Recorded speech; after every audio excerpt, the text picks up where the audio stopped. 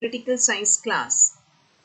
Today, I will start the topic of class plus 2, lesson 9, the preamble and salient features of Indian Constitution. And the topic is the preamble, its nature and objectives of the state.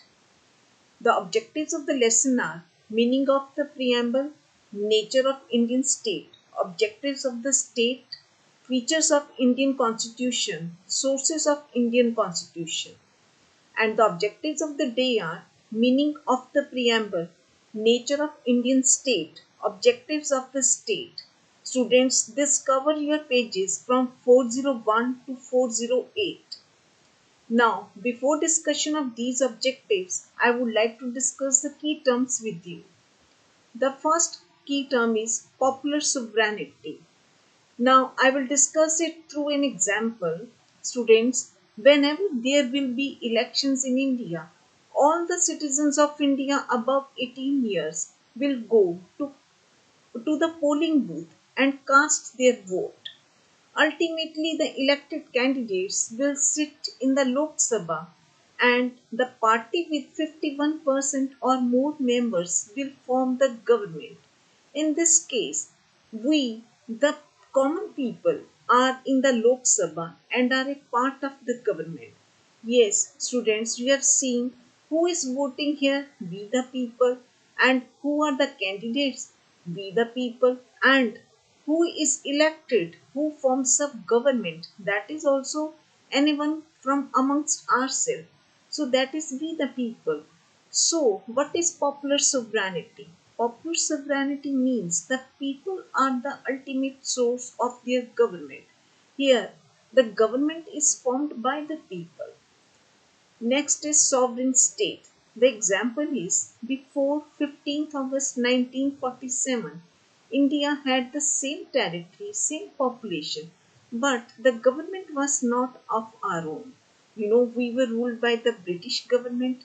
The British government was ruling over us, but after 15th August 1947, India became a sovereign state, which means that the government is of the Indians and is free to decide about its internal and external policies. Yes, students, before 15th August 1947, it's right. The population and the land were same, but the government not was of India's. Yes, 15th August 1947, when we got the freedom, then government was formed of the Indians. That means India became a sovereign state. Now India is free to decide about its internal and external policies. So, sovereign state is a state with a defined territory administered by its own government and is not dependent upon another power. Like India was dependent upon British power, but now India is not dependent upon any foreign power. India had its own government, that is sovereign state. The next is socialism. Under socialism, the government controls almost all the society's functions. It can make better use of resources by nationalization of key industries. The key industries like mines, railways, which are under the control of the government in India. The former Soviet Union, Cuba, and China at present are the examples of socialist state. In it, goods and services are produced directly for use instead for private profit. So, socialism is a theory which means that production, distribution, and exchange should be regulated by the community as a whole or through social ownership. In order to develop Indian economy, Mrs. Indira Gandhi, the Prime Minister of India, nationalized 14 largest commercial banks in July 1969. This way, government controlled around 91% of the banking business of India. But for your general awareness, I would like to tell you that in 1993, government introduced a policy of liberalization. under which government licensed small number of private banks like ICICI Bank, Axis Bank, HDFC Bank and IndusInd Bank. This gave an entry to the foreign banks in India. But that time, when we got independence in 1951, that time, after the independence, India needed major means of production and natural resources to be controlled by the government for its economic development. And this is called the public ownership. The aim of the public ownership is to ensure that production fulfills the demands of general population. The next I will start the topic that is the preamble, its nature and objectives of the state. Now first I will introduce the topic preamble. Students, when we open any book, we find the preface before the contents of the book, which tells about its scope and aims. You must have noted down there is always a page preface before the chapter begins. Yes, same way. Constitution is also like a book and it begins with the preface, and this preface is known as the preamble. So, what is preamble? The preamble is the key to the spirit of the Constitution. The Constitution of India begins with the preamble, which specifies the nature of the Indian state and the objectives it is committed to secure. So, are you clear what is preamble? So, preamble is nothing but preface to the Constitution. So, the preamble begins with the words, "We the people of India." So, these are the beginning words of the preamble, "We the people of India," which gives the fact that people are the ultimate source of all authority. It means that government derives its power from the people. During elections, voters cast their vote and the government is formed of the choice of the voters. The preamble accepts the principle of popular sovereignty. Students, while discussing the key terms, I discussed the key term popular sovereignty means people are sovereign and it is proved by elections. During elections, you know very well that all the adult citizens cast their vote and then the government is formed of the choice of the voters. That is called popular sovereignty. So this is given in the preamble through the words "We the people of India." The preamble begins with the word "We the people of India constitute India into a sovereign, socialist, secular, democratic republic and to secure all its citizens justice, liberty, equality, fraternity." Students, you see, in this there are so many terms are given: sovereign, socialist, secular, democratic, republic, and justice, liberty, equality, fraternity. These are the objectives and features of the Indian preamble.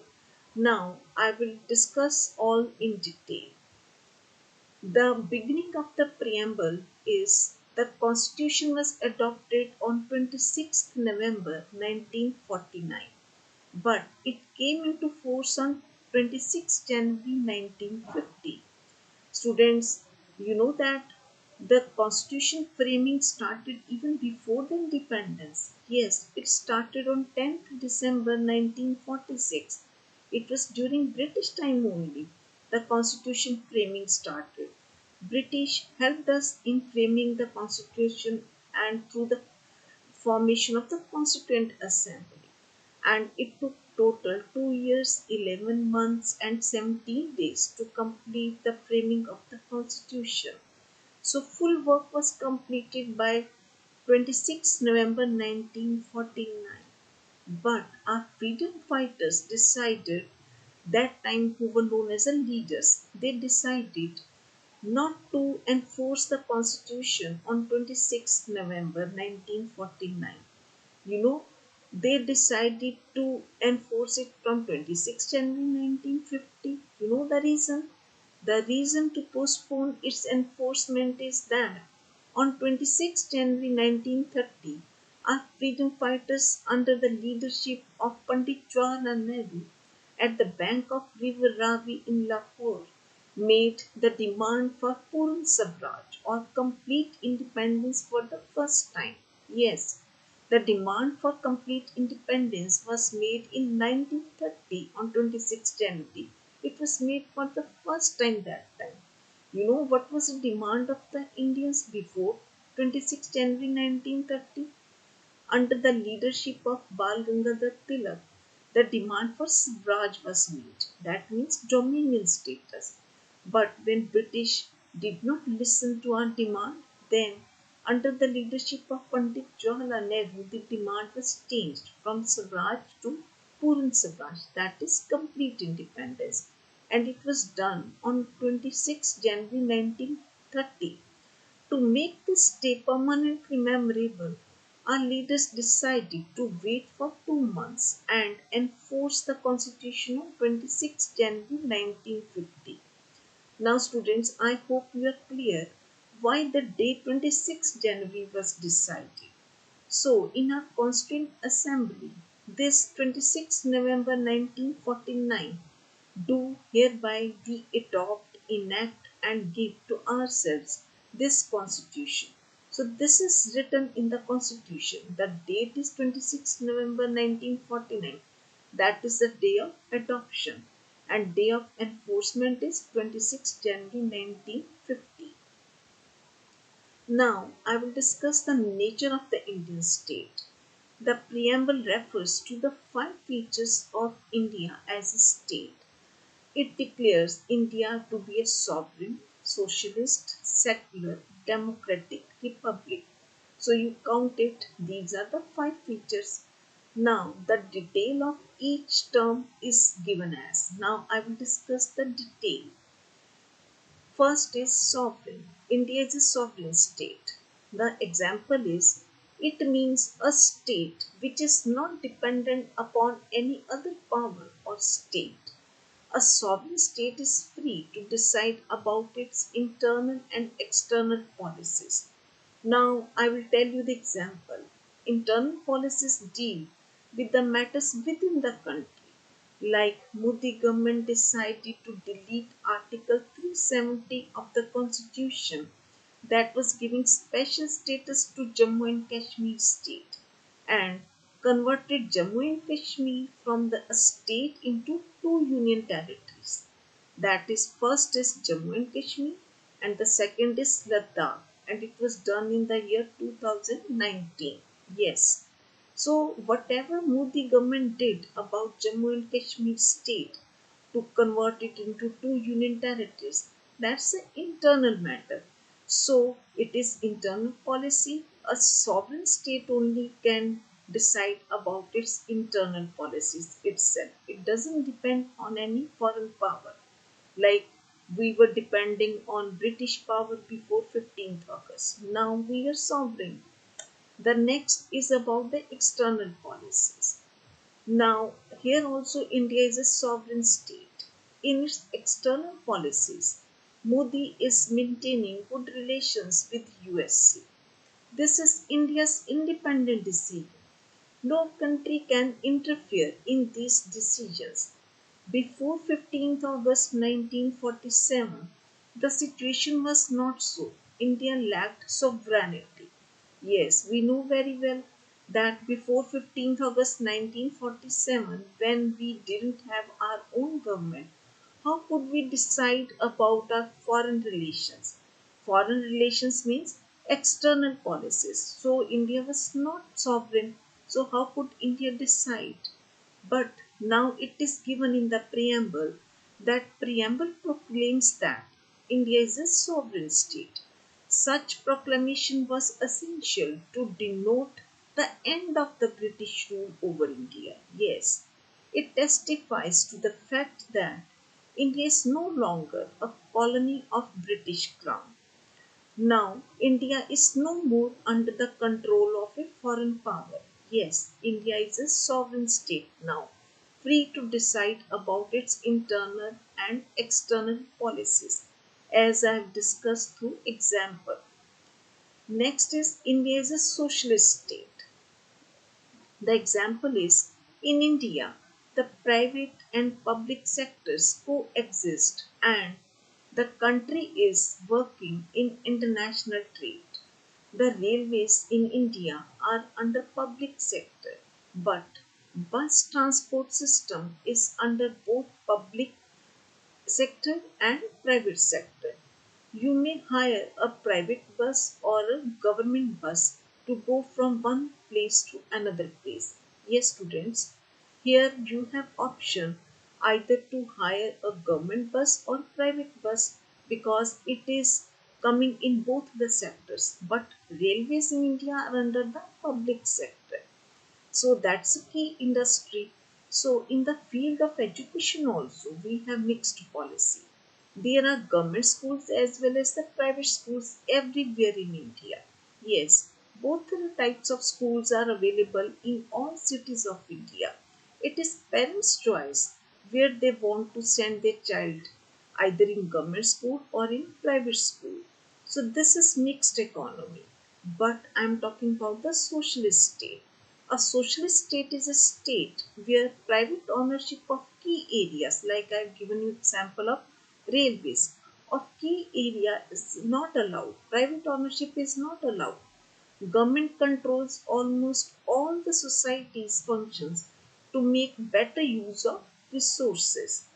The word socialist was added in the preamble in 1976, but today India is considered as a mixed economy.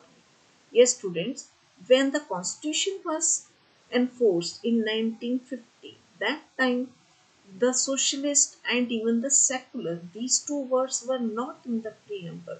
But by 42nd Amendment in 1976, these words were added. But again, there is change in India's policies. Now, liberalized policies adopted, and today India follows the mixed economy. Now, next is India is a socialist state. The next example of socialist state is India introduced its five-year plan system in 1951. You know, in 1951, first five-year plan was introduced and under the influence of the socialist influence. Like, yes, the former USSR is the nation from where India got the socialist influence, and we adopted five-year plan system also from the former USSR. This plan was one of the most important one because it had a great role in the launching of Indian development after independence. It strongly supported agriculture production and also launched the industrialization of the country. You know, that time India needed such developments in the agriculture sector and in the industrial sector. So that's why five-year plans were introduced for our overall development of the nation. That's why socialism word was added in the preamble, and these plans continued till 2017. Till 2017, total 12 five-year plans have been introduced with the aim of development of all the sectors of economy equally. You know, these plannings were managed by the administration of the Planning Commission.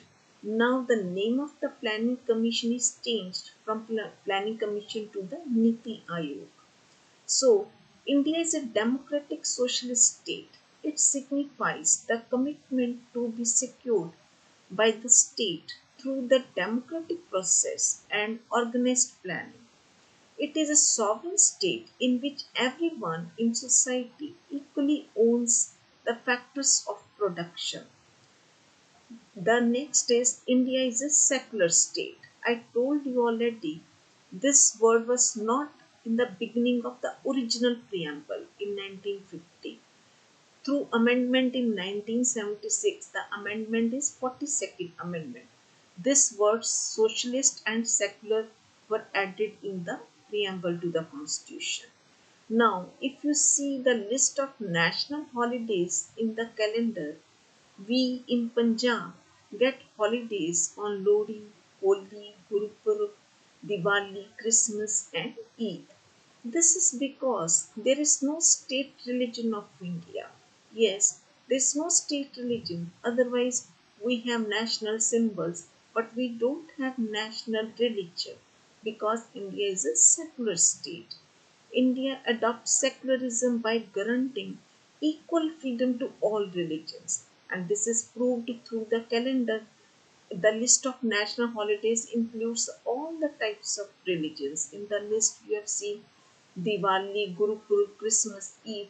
They show all the religions. So that's why we call India as a secular state. The Constitution guarantees freedom of religion to all people and does not assign special position to any particular religion. Yes, we all Indians have freedom to adopt any religion and we can change our religion anytime because India is a secular state. The next is India is a democratic state. The example is all Indians above the age of 18 years have the right to vote. It is universal adult franchise. Universal means for all, adult means above 18 years, and franchise means public voting.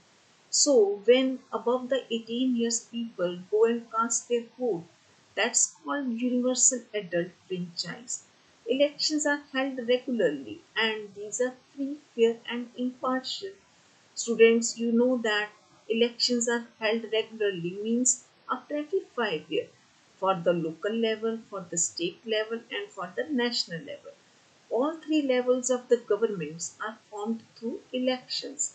That's based on universal adult franchise. It proves India is a democratic state. The authority of the government rests upon the sovereignty of the people. For all its acts, the government is responsible before the people.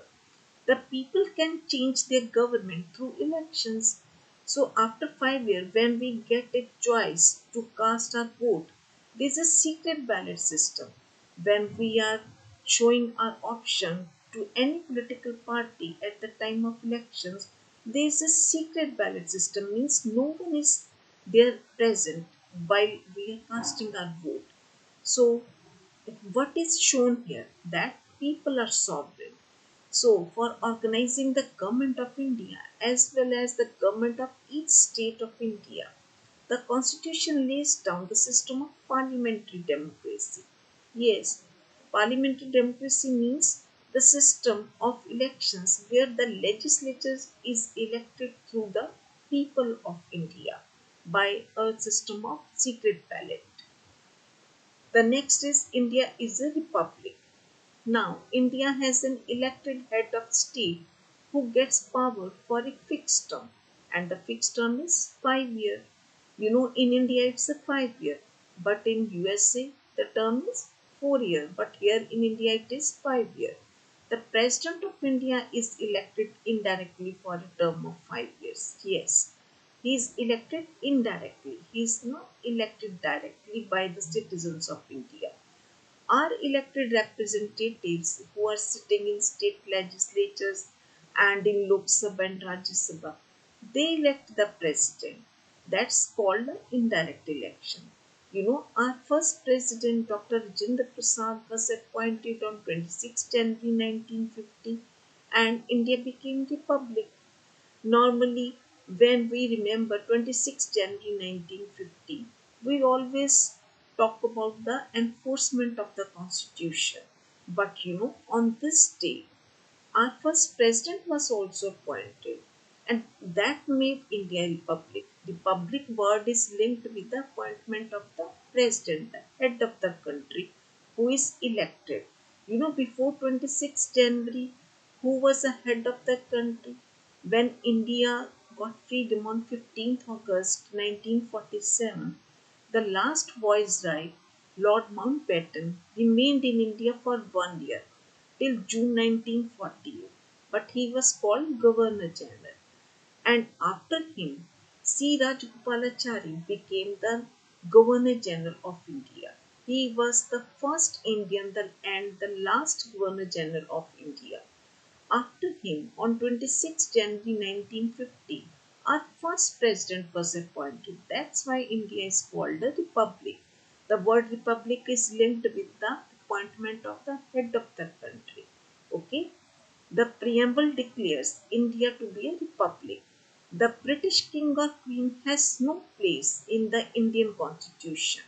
The president of India is the sovereign head of the state who is indirectly elected by the people for a fixed term of 5 years. Hence, India is a republic. Now, I will talk about the basic objectives of the state. There are four objectives. The preamble lists four objectives which are to be secured for all its citizens, and these are justice, liberty, equality, fraternity. Now, I will discuss them in detail. First is justice. Students, when in society all are treated equally and there is no distinction between high or low caste. Example, to have a food in the hotel, that is a public place, so we all can go and have food. There is no discrimination on the basis of caste, color, etc. Even children playing in the garden, when they are playing in the community garden, there is no difference. No one can check any child on the basis of caste, color, or anything. So, what is it? It is a social justice. So, practice of untouchability is a crime in India. You know this thing? Now, right to equality is provided to all, and untouchability practice is a crime in India. Now I have discussed social justice with you. The next is, so in social dimension, justice means the absence of socially privileged classes in society and no discrimination against any citizen on the grounds of caste, religion, sex, or place of birth. So, this is social justice. Now, I will talk about the economic justice. The example is, suppose when A and B both are working in a company with the same ability and for the same time. Here, the ability is the same and the time is same. There will be no difference in their salary. Maybe A is a male and B is a female. Means no difference on the basis of sex. It means there is economic justice because they both are getting the same salary. If they are working for the same job and they have the same ability. So, what is economic justice? Economic justice means no discrimination between men and men on the basis of income, wealth, and economic values. So, I have talked about social justice and economic justice.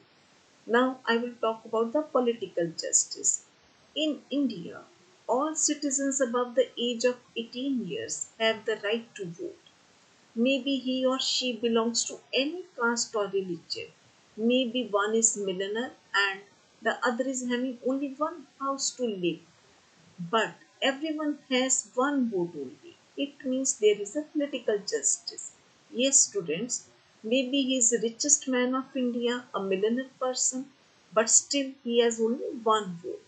And maybe anyone is without even any house. Suppose any person, and that person also, if aged above 18, he is then has one vote only. That's a political justice. So, in its political dimension, justice means equal, free, and fair opportunities to the people for participation in the political process. So, voting is a political process. The Indian Constitution seeks to secure justice, three types of justice, that is, social, economic, and political, for all the citizens. The next is liberty. Now, we all Indians are now having the liberty of thought as well as of expression. You know, thought and expression comes under the dimension of media. The media is of two types, that is print media and electronic media.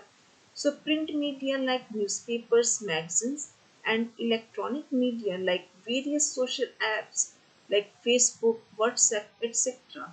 can be used to express our thoughts. Yes, we use these medias to express our thoughts. But you know, these thoughts must be genuine. No one can write anything against others without proof. Otherwise, he or she can be challenged legally. Yes, You have open choice to write anything, but you can't write anything against others without a genuine proof. Otherwise, a person can be challenged legally. The liberty also has some limits. So, this is the limit of liberty. So, we all have liberty to faith and worship any religion. There is no national religion of India. The preamble declares liberty of thought, expression, belief, faith, and worship as the objective to be secured to all the people. Yes, students, this is available to all the people of India. There is no discrimination. Next is equality. The example is, now you know that Union Public Service Commission, in short UPSC, conducts the civil services examination every year. Yes, it conducts in the month of June, and all the students who are citizens of India and fulfill other educational conditions can sit in the examination. It is open for all equally. It is not based on caste, religion, or sex. Yes, students, anyone who fulfill the educational qualifications and other conditions can sit in these examinations. There is no distinction on the basis of caste, color, sex. Similarly, many other government departments like Railway Board, Income Tax Department, etc., maybe any department, government department, conduct their annual exams to fill the vacancies. It's open for all Indians equally. Yes, all Indians have equal access to this examination. No one can be stopped to sit in the examination on the basis of caste, color, creed, sex, place of birth, or any such qualification. The, if they have the equal education qualification, they all can sit because it is provided by the Article 14 of the Constitution. It states that the state shall not deny any person equality before law within the territory of India. The next is fraternity. Now, the example is, we all teachers come to school, do our teaching work, and live with each other in a healthy way. Our purpose is the same, and that is to achieve the good results of the students. So, we all staff members belong to the teachers' fraternity. So, this is fraternity of the teachers. The next example is, in the same way, many doctors work in a hospital with the same purpose to save the life of patients and to provide good health to the patients. So, doctors belong to the medical fraternity. Here I have talked about the two fraternities, that is teachers fraternity and medical fraternity. So, what is fraternity?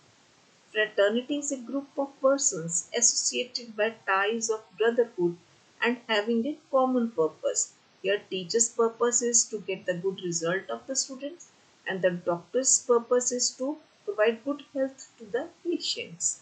It is specified in the preamble that Free India should promote fraternity, assuring unity and integrity of the nation. Now I will evaluate the preamble. As preface of the book tells about the purpose of the author to write the book, similarly the preamble to the Constitution tells about the purpose and objectives of the Constitution. So I have discussed with you the purpose and objectives of the Constitution, that's given in the preamble. The controversy, either the preamble is a part of the Constitution or not, has been solved by the Supreme Court of India that preamble is a part of the Constitution. Yes, students, there was a controversy because as it is being the preface to the Constitution known as preamble, so there was a controversy. Either preamble is a part of the Constitution or not, and the matter reached to the Supreme Court of India. Finally, the Supreme Court gave the judgment that preamble is a part of the Constitution. Even the Parliament also accepted it to be the part of the Constitution when it passed the 42nd Amendment in 1976. Yes, already I told you the words socialism and secular were added in 1976 by 42nd Amendment. I know this amendment was done through the same procedure as the Constitution is amended. So this proved that preamble is a part of the Constitution because the amendment method was same followed by the Parliament. The preamble is in fact a key to the interpretation of the Constitution. The preamble states the values which the Constitution is committed to secure. I hope you are clear now. So, preamble defines the basic structure of the Constitution of India and is itself a part of the basic structure. Students, finally, I can say that the preamble plays a very important role in shaping the destiny of the country. The preamble gives a brief idea to the makers of the constitution so that the Constituent Assembly makes the constitution on the given ideals and objectives. So, I hope you are clear about the nature and objectives of the preamble. Now you will read the pages from 401 to 408. Today, what I have discussed with you, I will tell you again. I have discussed the meaning of the preamble and the nature of Indian state, that's a sovereign socialist secular democratic republic, and the objectives of the state, that's a justice, liberty, equality, and fraternity. Now, I will discuss the topic related questions, that is, state the preamble of the Constitution of India. What are the features of the Indian state as described in the preamble of the Indian Constitution? What are the objectives of the Indian Constitution as laid down in its preamble? When was the Constitution adopted by the Constituent Assembly of India? Is preamble a part of the Constitution of India? What is the importance of the preamble of the Constitution of India? How is India a secular state? Give examples. How is India a democracy? Give examples.